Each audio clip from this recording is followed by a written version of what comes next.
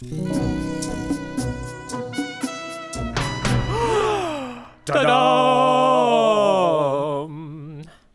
I would like to claim that I was Carne in that.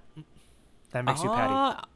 I'm Patty. Patty is oh my gosh. Popeye Oh no, Patty. Oh yeah, okay. Carne, you picked. I feel like I got the more iconic one. I feel like Carne's kind of second fiddle there. So you gave me first fiddle because I did. You know what?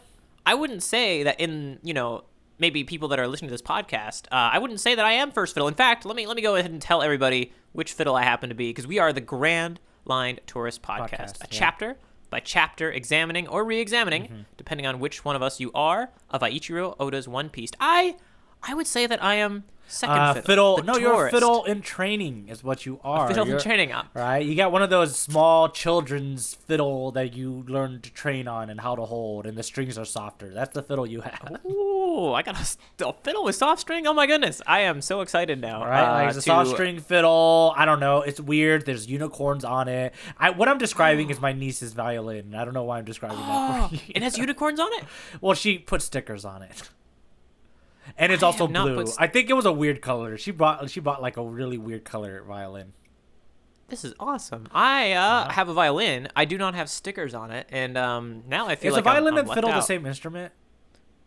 No, they specifically, they say this. They have a common thing. They say to tell the difference between a violin and a fiddle. Is who holds it? No, well, that actually a better answer than you think. Actually, that's actually probably correct. But the more fun answer would be a violin has strings, a fiddle has strings.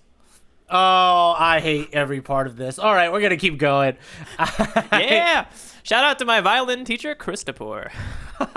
And also to the one the one and only true savior of fiddlers, Cotton Joe. So let's do this thing. Let's talk about this chapter. No, wait. Okay, also really quickly, okay. If I was second fiddle, you're first fiddle, and you are across the internet. I'm Jacob, yes. and I got so distracted first fiddle, with the cotton and the eyes and the Joe. Oh my God, I'm Eric Sifu. So, I'm your tour guide. I'm here to guide you along the way to a world pure that... strings.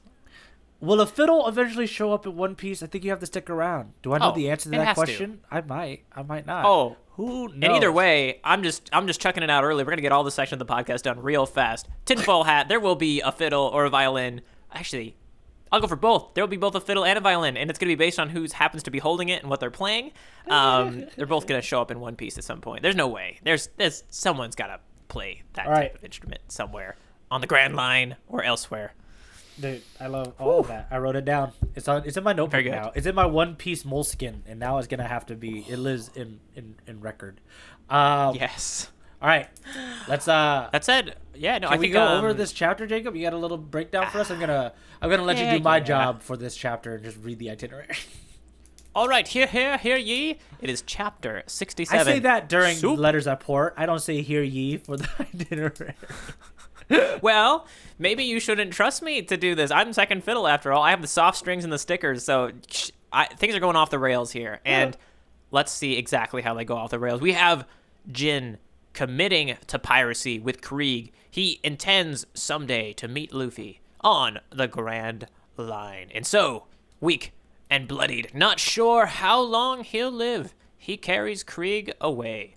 And, this ultimately actually strikes a chord with Sanji, and he says, you know what, I'll give you a supply boat. Give him the supply boat, and so then Luffy wakes up and has a chat himself with Sanji, who at that moment then flashes back to his chat with Jin about how fear, and it's a bit wild. When you're reading it, the structure doesn't seem so crazy. When you think about it, it's actually kind of funny. A little wacky, yeah. Yeah, a little wacky. They're talking about the fear and hesitation. They seem silly when you think of Luffy, right? You know, why am I afraid of something when there's someone like that can take down Krieg, right? And that's when Sanji, kind of tells Luffy something disappointing. He's not going to be joining the crew. He needs to stay and prove himself. Oh my goodness! At this point, we're all just disappointed when we hear Sanji say something. I was disappointed. Right? You're like, come on, cool kid. Just be uncool for one moment. But he becomes uncool in this little moment coming up that you're probably going to talk about. Oh, yeah. Well, and actually, maybe, I don't know if you think of this, but I like the fact that Sanji then goes on to smile when he thinks of the all blue, which something that Chef Zeph notices from above. A good old creeper crapper person looking down on his little friend there. And then, everyone after this fight, after waiting in water for so long, everyone's hungry. And so it's time for the employee meal at the Baratier. And the chefs... Which is like definitely a thing. Yeah. I didn't know they did this in like restaurant cultures, but they have family meals. Yeah. Oh, yeah. Okay. I was gonna say I didn't have the name, and I was gonna ask you what the name was. You're right. It's family meal. It's like, and who has family meal today? What are they cooking? It's kind of a cool little like bonding moment between all the chefs. Who cooked this? Who cooked that? It's super neat. Because you want to eat well when you're serving other people good stuff, and you might like try out some of your I was gonna say little things that you have up your sleeve. Yeah, it's low key like workshopping dishes. You know what I mean? Like it's kind of neat. It's a cool little idea. I think it's very cool, but it's not cool when you don't like pull out a chair for your bros Luffy and Sanji, who I think Luffy's still officially either he's about to be off the clock as chore boy or he's still on the clock. He should be invited. He's out. Okay, well, it would make sense if they didn't have a chair for him, but not to have a chair for Sanji. That's just rude. But they do have time to tell Sanji who made the soup. Yeah. That's a little shout out to our title of this chapter. Who made the soup? They tell him it sucks. They start throwing it on the floor. They spit it out. Chef Zeph even comes in and criticizes it, and then punches Sanji. Not a leg kick. This is coming from. That's a lot. Actually, that's a lot. Yeah. Hey, because what's the most important body part to a chef? Their hands. Yeah, and that's right. It means a lot when he smacks you with his hand. Oh. Yeah, and then also coming from the man who is formerly a kicker, right? Yeah.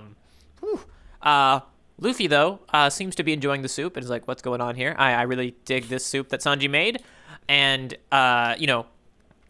Chef Zeph explains to Luffy that they need Sanji to listen, and tells Luffy, you gotta get that baby eggplant out of here and onto the Grand Line. And this is all said in confidence as Sanji, outside of like maybe a millimeter thick door, hears it all. Yeah.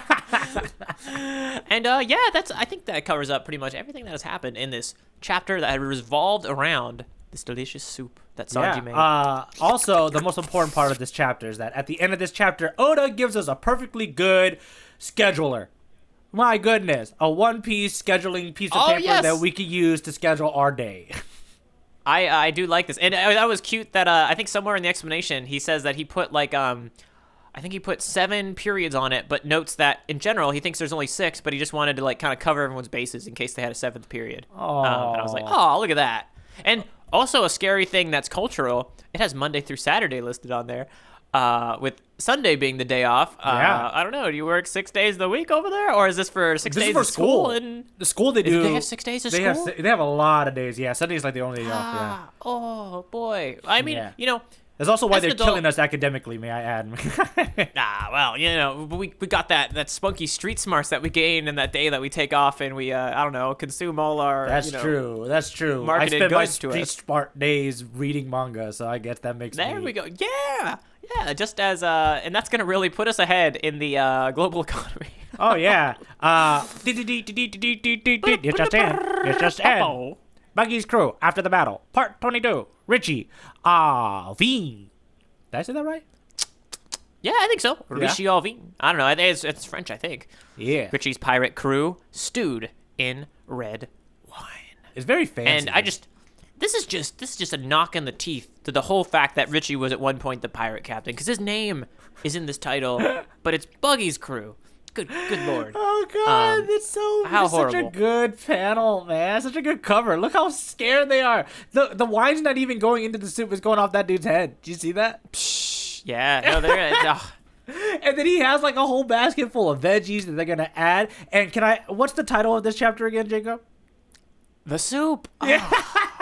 Was this I wonder if it's just a serendipitous moment.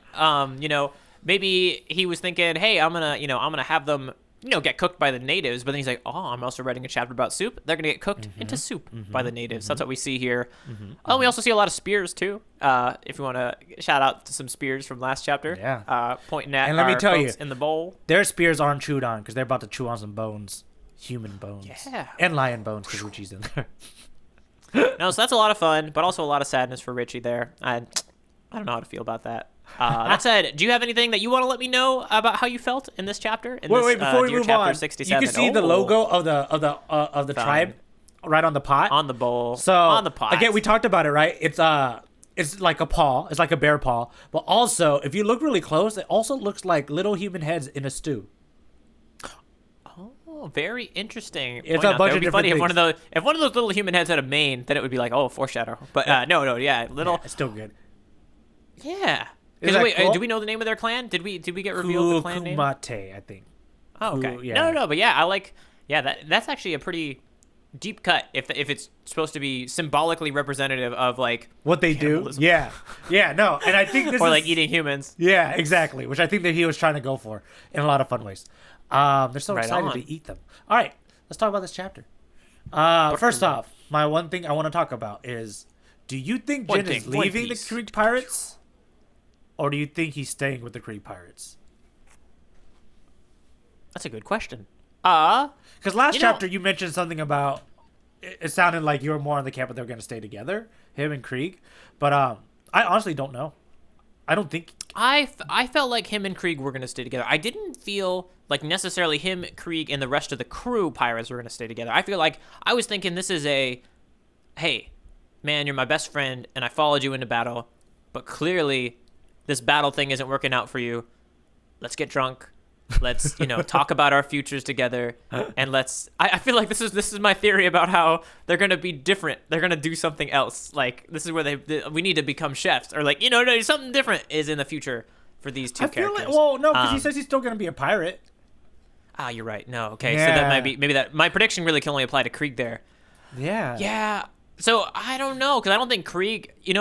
That does make me think they will be separated because I don't think maybe exactly what I described will happen, but that will lead to, hey, you figure your crap out. I think I have an opportunity to be a captain myself, or maybe a different crew that he wants to be a part of, and go from there. I think so. Yeah, what Jin is kind of saying is that he's gonna go off on his own. Yeah, because I think the reason I got a little mixed up there is I think Jin also mentioned like this start from zero with our honor, but I guess not necessarily together. I kind of was imagining as he said that like together, but it doesn't really logistically make a lot of sense. Yeah, I think he's just gonna take Krieg. They're all gonna leave, and then he's gonna take off. Is what I feel. Yeah, which makes me super excited because I do like Jin a lot, and I don't know. At least I don't remember. It's funny. What do you like about Jin? I don't mind Jin. I feel like he hasn't wowed me with like personality or character yet though. Like he's not like a super down or anything, but like I think compared to like Sanji or like some other characters that have kind of showed up lately, I think he's just a little lower. You can give me something about like what it makes him such a cool character. You know what it is about Jin is that I like his character change, and he starts off in one thing, but he is just so obviously not in the culture of his pirate crew that I really, really enjoyed. And he's very different from the beginning, I think, even when he comes out of the brig to getting fed and all these things. I think he does represent this kind of cool thing in my heart of like, even though he's a bad guy, he can still be good. He's breaking good, per se. Walter White. Shout out. Jesse. Yeah. Pinkman. That's the last name I'm looking for. He's breaking good. Oh my goodness. Okay, mind blown. Walter White and Jesse Pinkman both have a color in their name. Weird. Just kind of strange. Oh, yeah. White and pink, right? Yeah. I mean, I don't know if they planned that when they were writing it, or if it's a funny coincidence. The meth they make is blue. Oh, could be something. Wait, Gin is named after a drink. Krieg is a common thing you shout out when you drink something in Russian. No, it's not. If it was, it'd be funny. But it's not. It's not. I was gonna say, are we on a Breaking Bad podcast all of a sudden? No. We're on a One Piece conspiracy theory podcast. Yeah, that's what we're on. But yeah, I have a feel. I don't know. That's what I like about him. I dig him. I dig his design overall. I think it's cool that he fights with Tonfas. Per our listener letting us know what it was. Yes, indeed. Yeah, and I think he's just. I'd already forgotten.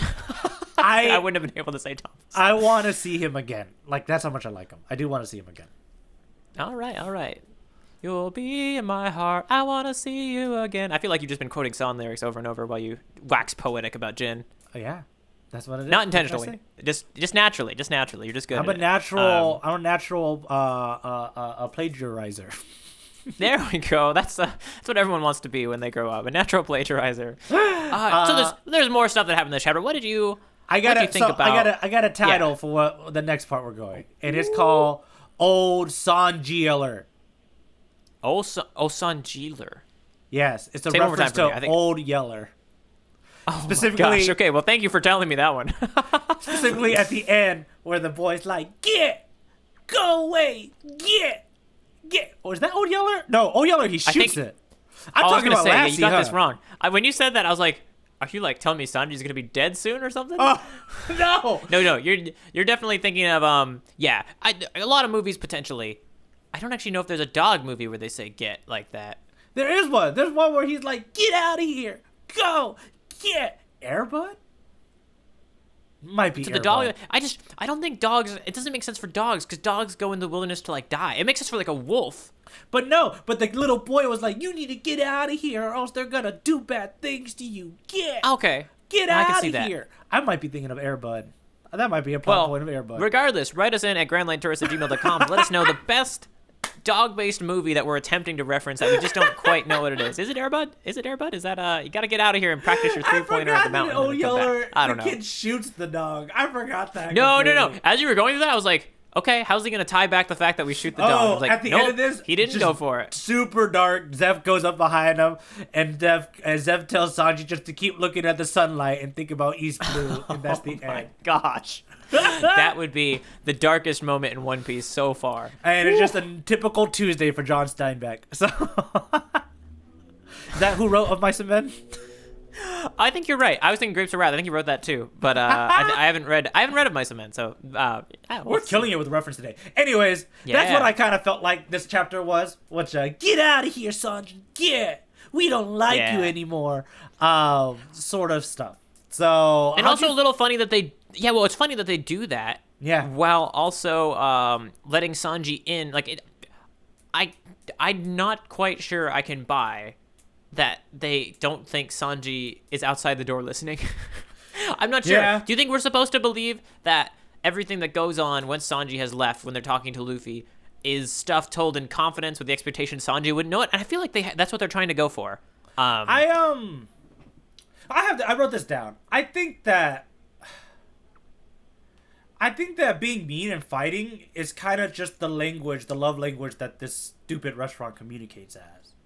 Like, I think it always starts at a place of aggression and hate, like, and anger, but really it's all kind of disguised in all this thing. Like, I think this is the only way these very toxic men honestly can communicate to each other. Like, the very easy, normal human thing, as I want to tell all boys listening to this, if anybody's, young little kids listening to this, just say your feelings, guys. Just say your feelings out loud to your friends. It's what they probably should have just done. Like, Sanji, I feel trapped on a podcast.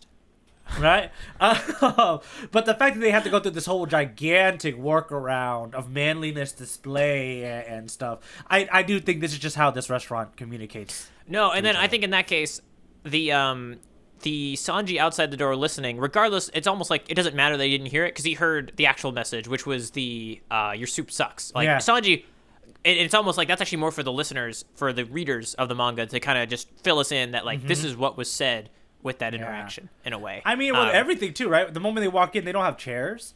It's kind of like, we're already separating you. We want you to go.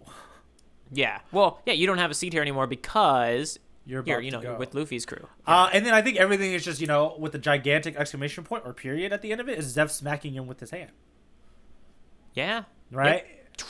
Like, Sealed you just deal. gotta, like, I don't know how else to tell you this, boy. You gotta go. Get It's out funny. of here. I kind of took. Okay, I'm gonna go play basketball. I actually took that. I actually kind of missed the significance of the punch because I was thinking of. I kind of forgot. I think it was because I had so much tied up with Zeph and his foot, and his leg, that I was thinking more about, like, he didn't use the leg, which is how he used to fight. So actually, it seems like Zeph nowadays still fights with his legs. He's just not as effective as he used to be. Exactly. Yeah. And so, but then to actually punch, which we definitely know the hands are the important things of the chef, that is, That's really saying important. something. That's essentially, like, I don't know, the Barrage's weird way of hugging is punches. Like, it's okay, boy. You can go. Smack. You may have some cracked ribs, but at least your fist is not swollen, so you can still make delicious soups. So it's not like, I know it's supposed to be a heartfelt, cute moment, but I mean, obviously we live in 2022 now, so it's a little difficult for me to be like, yeah, that's how all men should talk to each other. No, I don't think so. Well, it's kind of interesting. One thing is, it actually might be a decent read on chef culture. I mean, it could be. From watching chef shows and stuff, a lot of it's an odd, like, toxic sort of love to be some extent, right? Like, you bring someone a rice and then, like, taste the rice and they're like, not good enough, chef, and passes it back to him. That's my way of saying I expect better from you, and I want you to grow and progress as a human. But you're like, I just gave you the 10th bowl of rice, and you just, didn't even appreciate it. So yeah, I think it is interesting. It is probably not an ideal environment for one to express their emotions. I love to talk about like when Sanji's talking about right initially when Luffy wakes up. Sanji says, "I'm gonna stay until that old geezer recognizes or acknowledges my skill or my talent." In this moment, after Zeph smacks him, Zeph says, "You're never gonna be good because I cooked on all the oceans of the world." Essentially, like, I will not acknowledge you until you go out and see the world. You need to go do the Grand Line. You have to go do it because you're never, ever gonna be better than me in that sense. And that's really more of like, we know you're good at this. Like, us complaining about your soup, that's ridiculous. A soup is just a collection of vegetables and protein put into a stew, or human or lion meat. That's all it is. But yeah, Zeph at that moment is just saying like, the thing you want, I can't have you stay and do. Like, I'm not gonna give you that satisfaction. You have to stop chewing on your spear and sharpen it and get out there, sort of deal. Yeah. What's the most exotic food you've eaten? I haven't eaten lion stew. I have had a bison. I feel like burger. that's illegal, and if you find a place where you're eating lion stew, I think you need to get out of there before you get. No. I managed to have a bison burger at some point. That's like a Midwesty thing on the national parks. They. Really? You eat bison? Yep. Yeah, you can eat bison, I guess. I did in a burger. But no, wait. Answer the question. What is your most exotic food that you have partook in? Sea urchin? Okay. Well, that's not very. I don't know. If you like sushi, then you probably tried sea urchin. I've never tried anything alive. Like, I've never tried like an alive octopus. That'd be hard. Oh no, neither have I. Yeah. That sounds really bad. Ugh. I bet Sanji's gonna try one at some point. Yeah. He's a culinary master. He needs to go out, try all those things, realize what's inhumane and what's not, and then return. Yeah, man. This is kind of. I also wrote down that I love all of Luffy's like just eating shots during this dramatic breakdown of the soup. There's always just a panel of him taking a bite of something new. Well, and if we have to anticipate things, we're gonna have more panels like that all the time. Sanji's on the crew potentially, and just that's what he did. Even as a kid in chapter 1 in Romance Dawn, when the mountain bandits first show up, he doesn't stop eating. In fact, that's the reason why he accidentally eats the gum fruit. Actually, Luffy's weight has been pretty consistent. I wonder, is this where we start to see a fat Luffy develop? A la Fat Thor. We have some weight gain on Luffy here now that potentially Sanji's gonna be cooking for him all the time. Maybe it gets a little. I anticipate some discussions between Sanji and Luffy about quality food and how much of it to eat and all that sort of stuff. It's gonna be some. It's not gonna be a frictionless transition, assuming it all occurs and everything works out. Because Sanji hasn't said he's accepted Luffy's offer, right? Nope. No. So we gotta see that play out in coming chapters, I believe. Yeah, dude. All right. That's all I have. Did you have anything else you want to point out in this chapter? No. I feel like we've been tying these up pretty good. I don't think we need to mine anything else out there. But if you think there's something we missed, feel free to write us in at grandlinetourist@gmail.com. I hope that lines up perfectly, because that'd be great. That said, okay. In that case, I actually did not have. Oh, actually, I did have some jokes written down. I like the picture of all the. Lot. Oh no, I did. I realized I have two. I looked at the wrong section of my notes and it was empty, but then I looked at the right one and I actually have 4 written down, but my favorite is the all the pirates getting stuffed into the one supply boat. They're just that's great. I'm glad you brought that on that boat. Yeah, I love that. Also, a bunch of them were like, "We're gonna sink, we're gonna sink, we're done." I think my favorite is Patty and Carnage plotting on how to attack Sanji into sleep. That's my second one. 15 men at night while he's injured, right? Yeah. Like, oh my gosh. I forgot that Sanji... to his orders. Oh gosh, yeah. Right? While still doing his orders, while carrying out his orders still. I mean, that's why you got to plot, right? That's why you got to take down the king somehow. You got to be doing something the king approves. Yeah, no, it's interesting to think of the power level of Sanji. We haven't seen him fight too much yet, and he's fought in weird scenarios, so we'll have to see, as he continues, how powerful that kick is. And then my favorite, my next one is my hat. And Sanji's like, just right there. Wow. Nope, I got that too. My hat is right there. Yeah, Luffy just stating the obvious and then, seeing the obvious right after it. Okay. And then the big Band-Aid. I think this is a panel where he's taking off his big Band-Aid and Sanji's like, sorry, you ran out of bandages. It's like, okay. So you just had big Band-Aids around? Big Band-Aids. And like big Band-Aids can only work on people's foreheads and Patty's like forearms, probably his top forearms. Yeah. I've never seen a Band-Aid that big in my life. Yeah. No, sir. It's just really cute to see him like take it off. It's so huge. Like it's just like gigantic. Yeah, it's great. You have any other ones? You said you had 4. You know, I think I originally was talking about the supply boat. I liked how they were worried about like how are we going to get the supplies now if we actually give up our supply boat, which is just it's a comment based on that supply thing. Like that's fair. But Sanji, how are we going to get our supplies? But you know, I still a boat. You can just move the Baratie. You can't get it too close to the shore, Eric. You need smaller boats so that they don't hit the rocks and then everything works out. That's true. They still have the mackerel head.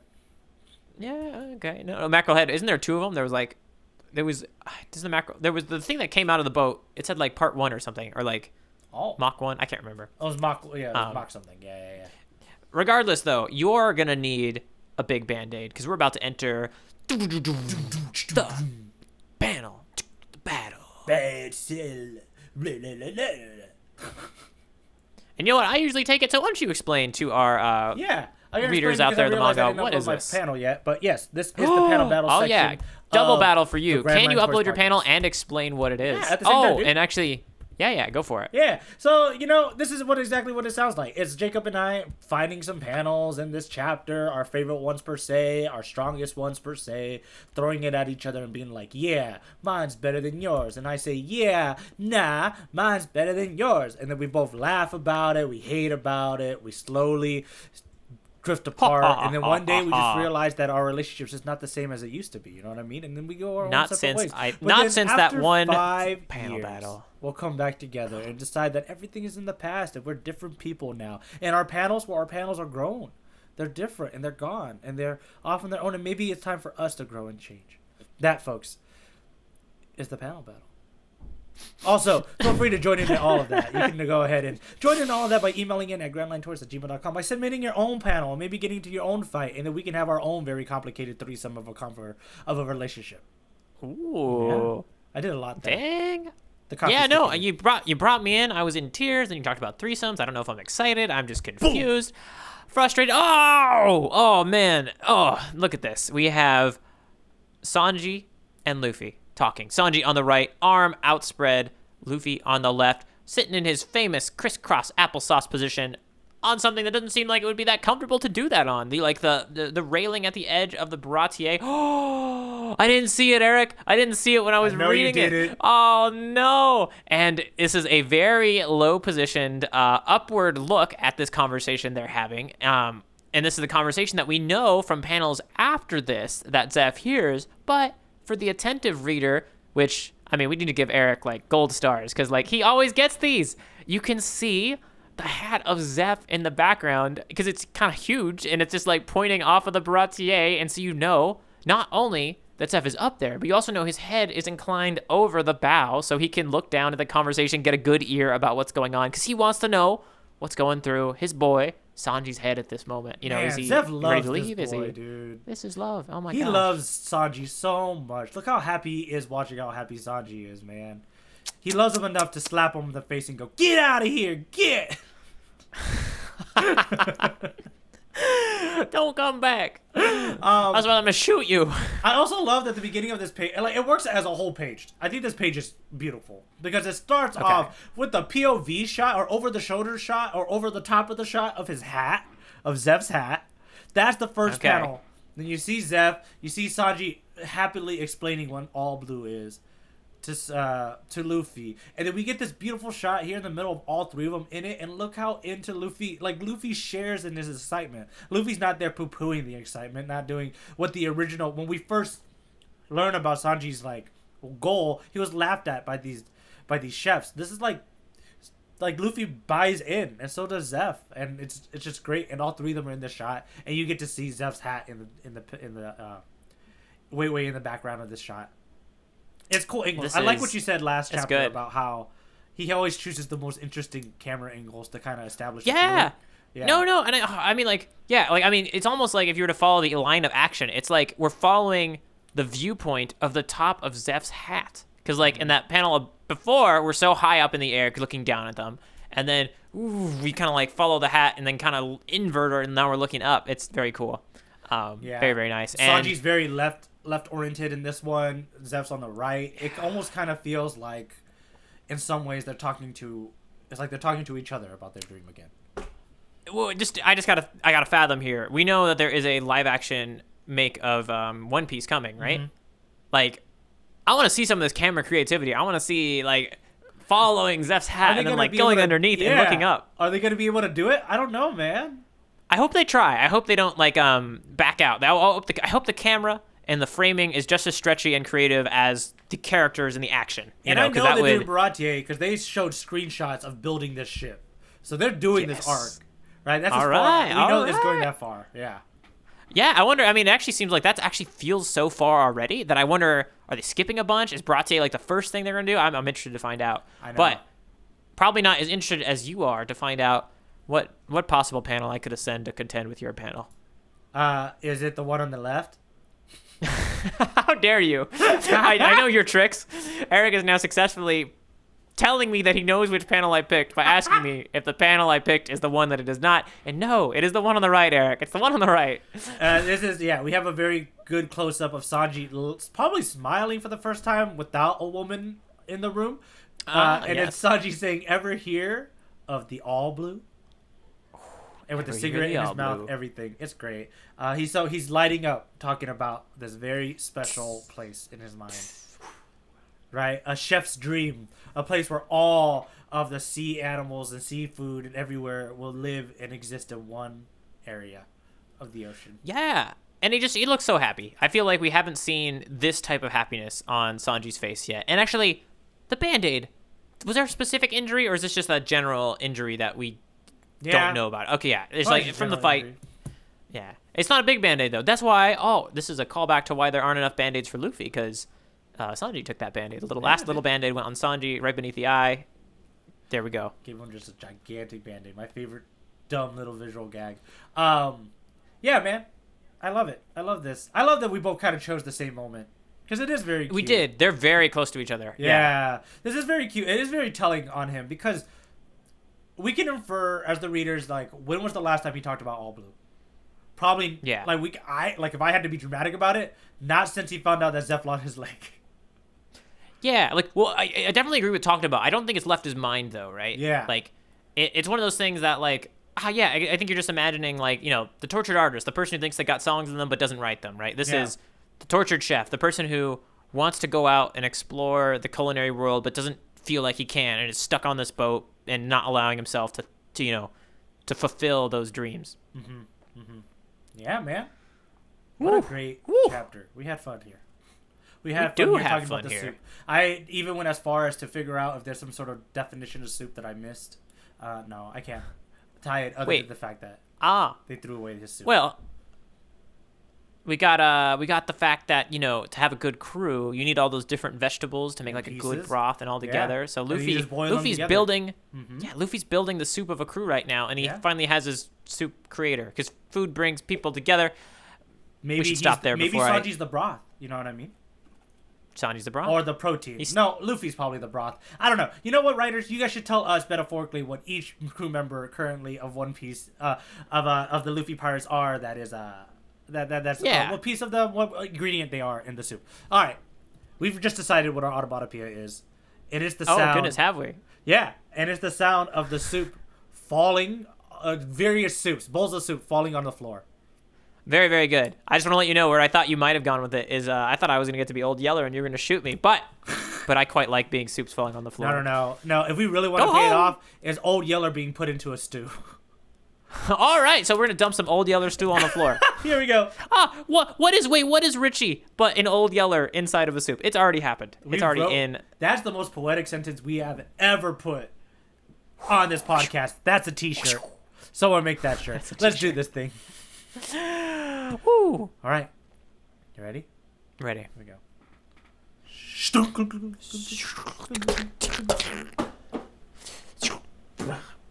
Yeah.